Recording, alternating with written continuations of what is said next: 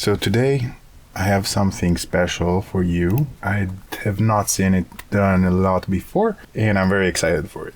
So a good friend of mine, his artist name is ICKX, which I believe I can pronounce X, but I'm not sure. So he sent me a project file he's been working on of a very, very good track, which I enjoy a lot. They said look over it, let me know if you find anything interesting, talk about it, give me some feedbacks. And I'm like, for sure, that sounds wonderful. For me, like, super interesting to see somebody else's project file and then checking it out. First of all, it was a pain because he had to change all of the plugins to VSTs. That takes a lot of time. Now we can look at most of the track as they are and learn some things and maybe give some advice. So let's first listen to the track itself. Let's see.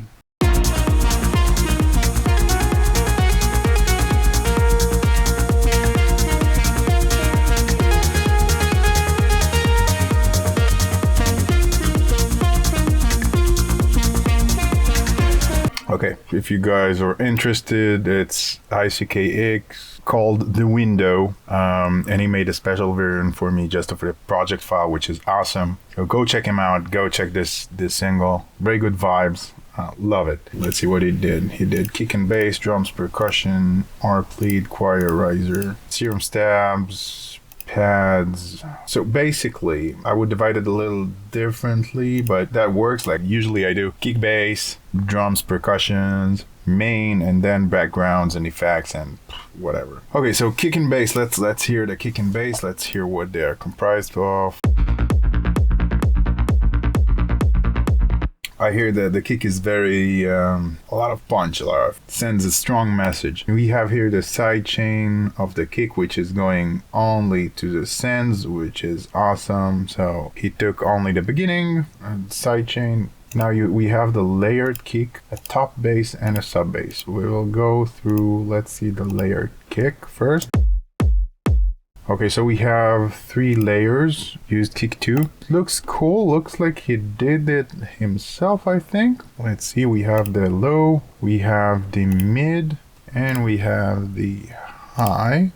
Okay, very cool. Let's see how it combines. Let's see if we have any issues there. Not from here. Looks like a kick, very much so. Very stable. Okay, live has a transport issue. We are very familiar with that. So what do I see on the kick? I see, well, there is no clipping going on. The kick is has some outstanding peaks I could maybe tame. Let's see how he plays with the bass.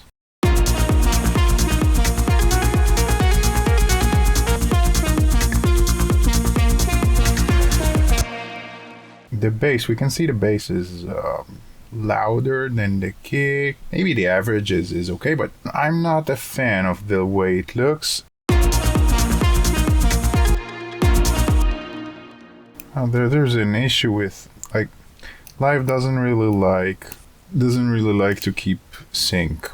That is, of course, only if you use latency introducing plugins. If you don't use latency introducing plugins, there will be no issue, but it's not important for what I want to say. I see that the kick is clipped somewhere here, probably by the glue compression. Yeah, it has the clip active, and if it does, it also means that the bass is clipping as well. Let's finish looking at all the things. We looked at the kick. The kick is 3 layers. I don't have a lot to say other than, man, this is some extreme processing. This is probably not needed. Over here on the low layer of your kick, nothing is manufacturing a 31 hertz noise. Really, it's not recorded instruments, it's just a synth. I don't think the distortion even is providing anything. So let's do span. Also, I encourage you guys to check out what's his name, Voxengo. I'll show you my favorite way to use a span.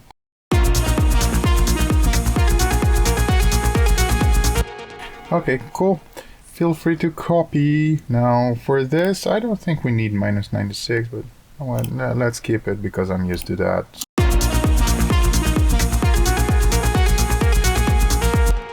Balance is fabulous. Too much means, but we'll get into it. So what I wanted to see is like, let's look at the kick.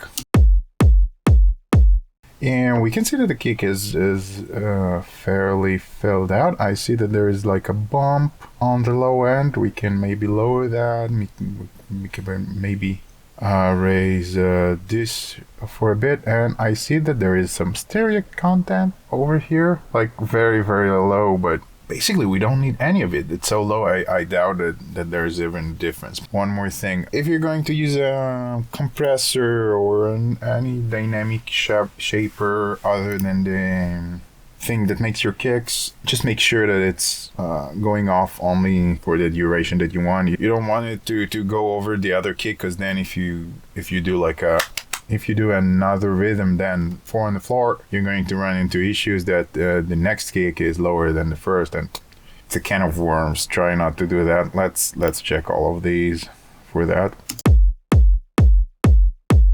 Here, nothing going on, just a drive. And then we have this EQ, 4-pole EQ, which is okay. Monoing on the utility, also a mono on the utility. Every layer sends minus 44 dB to the short reverb. Let's turn it off. Let's see if we hear it different.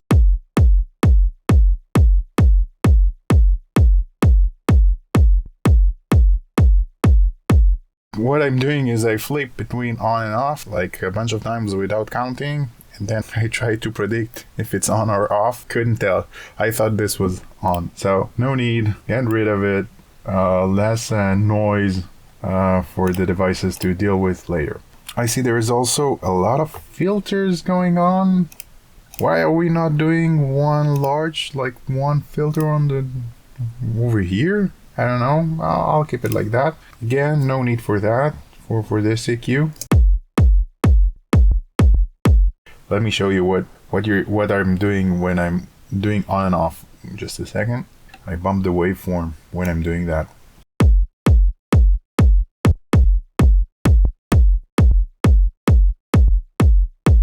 You see how it moves? This is without, this is with. What you're basically doing is you're introducing something that is called ringing.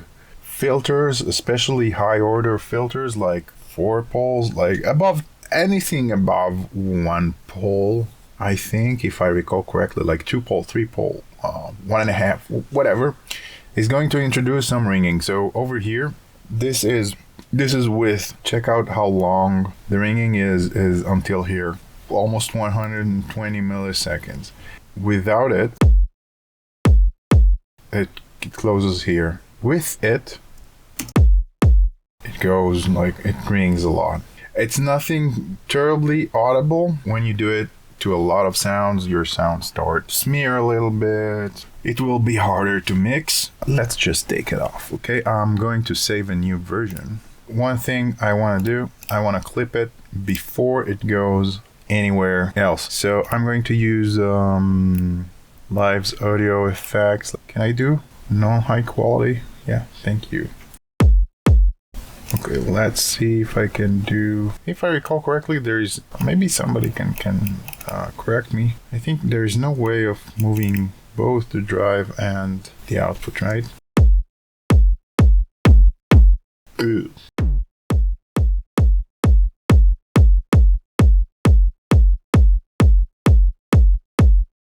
Yep, that's what I'm talking about. That's now minus 857, right? And before that, one side minus 6, the other side minus 6. So we just shaved off like 2 dB of peak. I don't even hear it, nothing. Okay, let's go to the top bass. Let's see what's going on here. I see 2 recorded thingies. Probably they are the same sound, or did it switch? Do you switch, or what's going on here? Let's see.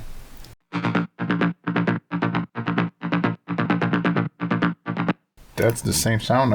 I see that you used tuner to figure out. Why do we need to? I don't think we need to. Whoop. One thing, the sound is very granular. Let's see what's going on. It's not like exactly on the beat all the time. So it warps, and it warps. You told him to preserve the transients, but you know where the transients are. Everything here is 16th, looks exactly 16th notes. So if you want to warp that in a good fashion, just use the 16th.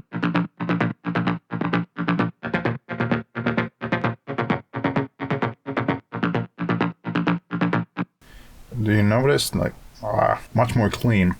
I like what you did here. There are 2 notes playing. Great harmony. Great stuff. Okay, so you can move everything 1 floor up. Okay, you don't have to keep it here. I'm guessing the bass was recorded from either a VST or an external synth. Doesn't really matter a lot, but let's see what's going on in the processing side of things. So you have a compressor doing a sidechain from ARP/lead. Okay, ARP/lead, that's it. Okay.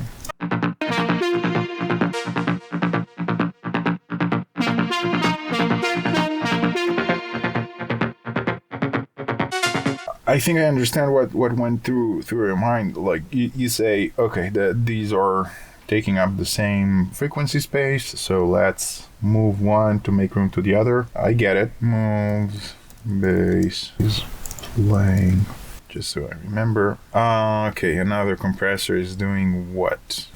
Let's see what it's doing.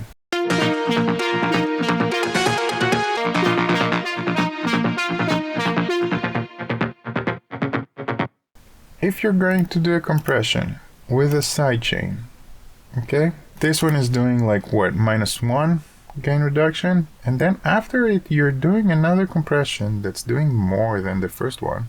It's like you never did the first one because it will compensate for it. Like, it will sound slightly different, yes, but it's kind of negates the point. Okay, so just take that into account. The only thing that I didn't have a license for was Pro C 2, and I think it'll be a good experience to see how this one is. So I'm evaluating it for the next 30 days. I'm going to assume that these are your parameters that you set and not an accident. Let's see what it does.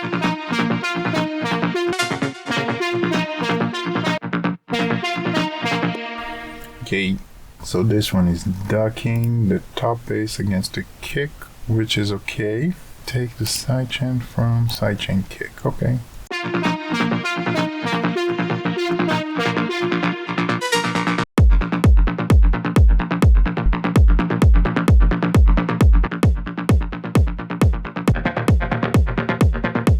For some reason, it releases lower when I increase the attack.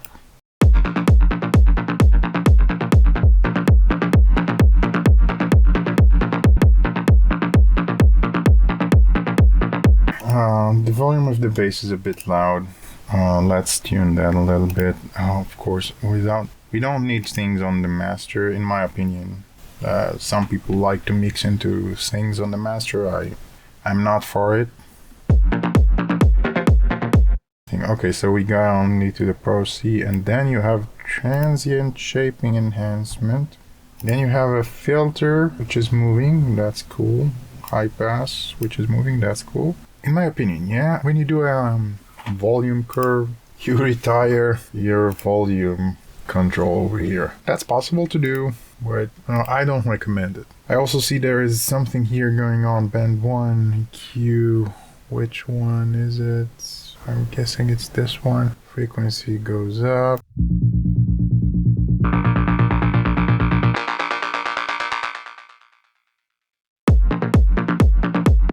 You get the low end here during the drop for this sound, and then you want to remove it when everything else is kicking. One tip is Fab Filter Pro Q3 has an output section. I can do what you did. The thing is that when I copy the envelope from a control with dB to a control with just 0. To 100, which is the same for everything. What I want to do is I want to put the volume at -5, and I want to just increase. I want this here to be 0 and then a +1 after the drop. So cool. Let's see if it works here. 1.2. Come on, man. That's it. We got it. So -5, and that's it. Let's do it like this and kill this automation. Up. Now if I want to, I can lower the volume. Sub bass, we have Serum doing MPE. Filtered saw. Again, you don't need this. You don't need the high pass. How does it look?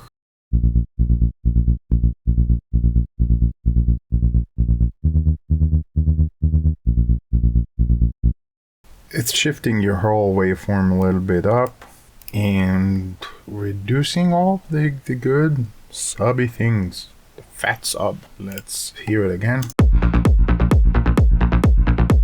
Now I'm going to change the mix a little bit. Let's start with the kick. How hard is the kick hitting? So you're working like 10 dB more than I am, because usually my kick is at -36. Yours is at -26. Okay, there's a slight click at the end of the kick. Yeah, it's in the low instance. So we're going here and now there isn't. Now I'm going to start with the sub bass. Oh, I see that there is also an automation. Why? Why is there an automation? Okay, we will change it like we did before. We will just copy and paste. And then I'm going to transform it so it's 0 and 0. Cool. Delete these. Then I can remove the track volume automation.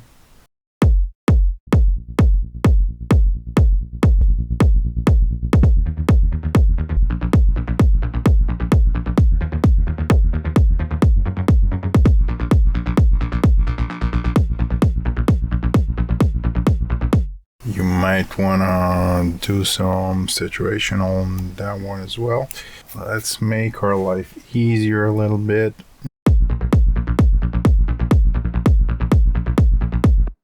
Okay, -5 is where I want to cut it.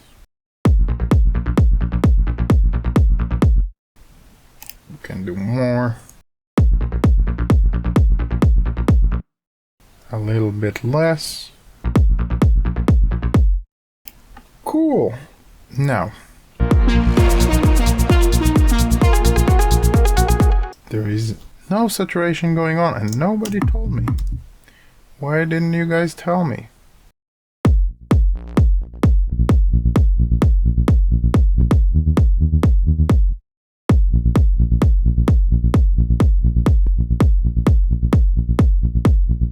It's a super long kick, so I'm going to shorten it a little bit.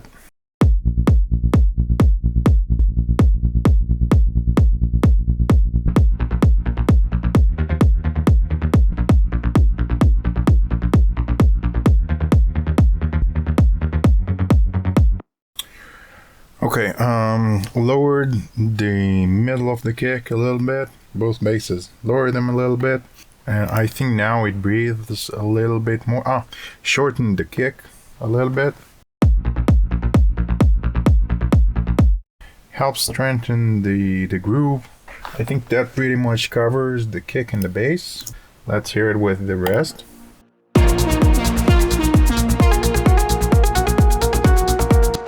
The rest is super loud. Let's see if I can do something about it.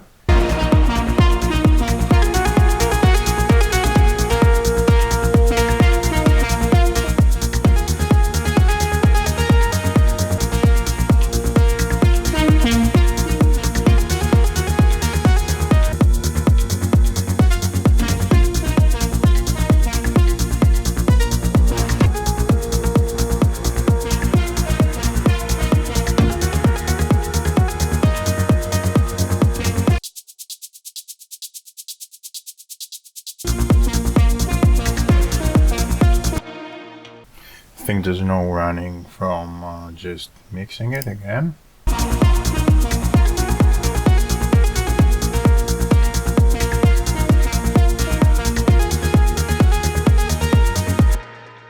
The kick is a little bit too much. I'm going to do a little bit of EQing. Now I know you have Pro Q, so I'm going to use that one. Pro Q3.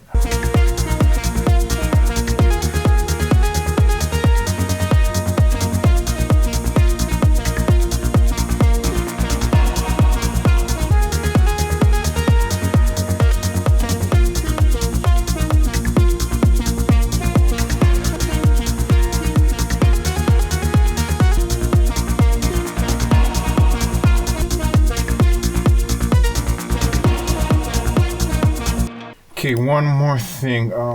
Loads of effects like reverb and delays. I don't know how much that's needed to convey the message, but let's see.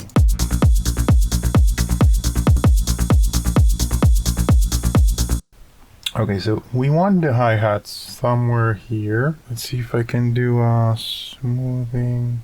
So when I do smoothing, usually I want to aim. The bass will sit 16 dB approximately, between 18 and 16 dB above the highs, like the trebles. 3 minus 39 minus 22, and we were missing about a dB and a half. The thing that's most important, of course, is the open hats. The rest you can dial in between. There's no strong attachments here.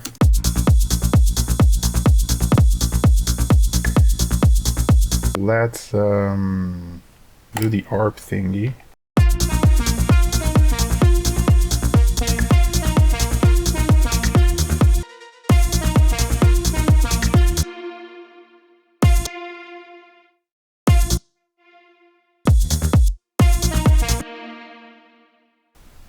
Like one is short and one is longer, I got that, but both of them are too long.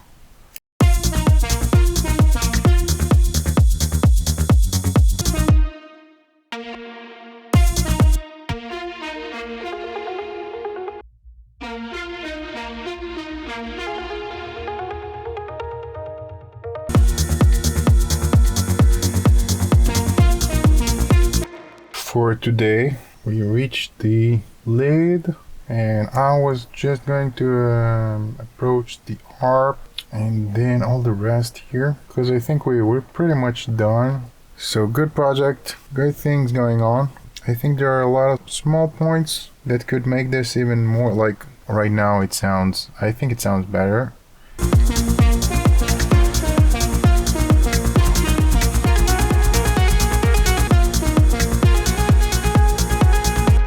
Sounds okay. I'm going to touch more about the arrangement a little bit and go through all of the other mix decisions that were made here. So see you around.